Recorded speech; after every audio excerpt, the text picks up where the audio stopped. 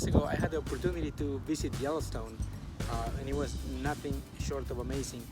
And one of the cool things that you get to see in Yellowstone is animals in their wild habitat. So let me share some of those with you. Day number 2, we drove to Lamar Valley. Lamar Valley takes about 2 hours from the west entrance to get there.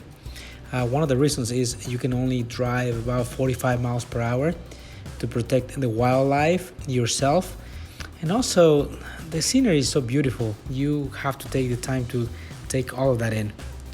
And so obviously you think of Yellowstone, you think of animals, and we were very excited to go to Lamar on the second day. And we did get to see a lot of animals. Tons of bison. You can see him running free.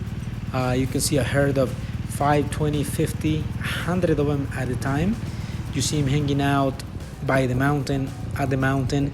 One of the things that I would recommend is bring your binoculars, because you can see him over there, but the binoculars really make a difference if you're trying to spot that bison or a mountain goat, or all the things that hang out around Lamar Valley or Yellowstone period.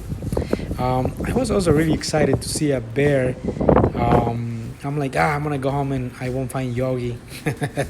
And the first one we got to see, we didn't know if he was a dog or a mountain lion, but it was a bear. And then just driving back, we saw this mom and her cub. And so the rules is, when you are in Yellowstone, you cannot just drive. You have to slow down and you have to give them plenty of room. This is a place where they live, so you're just visiting. So you gotta play by the rules. Bisons especially know that. They just walk in the middle of the road, and they don't get rushed. Anyways, this mom, I think she got lost, and then she got, she seemed nervous because she couldn't find her way. In the spring or early summer, they are hanging out with their cubs. I think they stay with their cubs for 2 or 3 years. So she's teaching him how to go about life and exploring the park.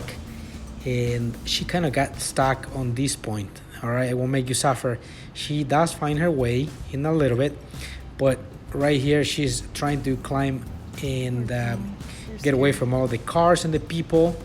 One of the things to remember as well is you cannot help them, because they're wild animals. If you interact with them, they can hurt you, and if they hurt a person, a lot of times they get put down. So when you think you're trying to help, just don't. They will figure it out on their own. So eventually you can see Mama Bear finding her way, and eventually right then she crosses the road. She goes to the side that has a lot more forest, and everyone was just happy. So we're like, cool, we got to see a couple of bears.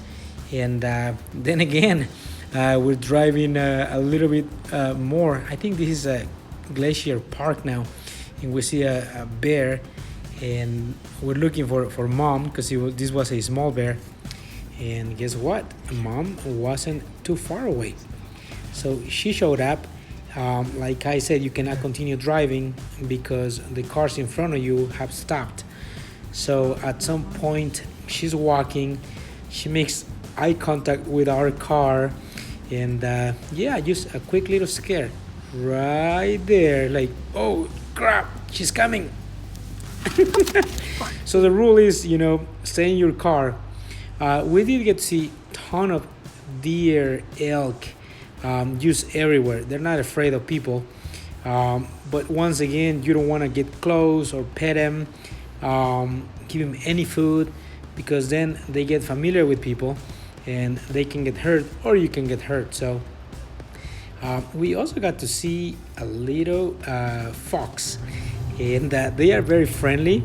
They can jump pretty high, so he or she almost jumped into the car, And yeah, that was fun. So we closed the window and we sent the little fox on its way. And overall, it was just a great day full of adventure. If you haven't been to Yellowstone, I highly recommend it. Take the time, you'll have experiences that you will never get back in your life. So, and yes, I did find Yogi. Here he is. Take care.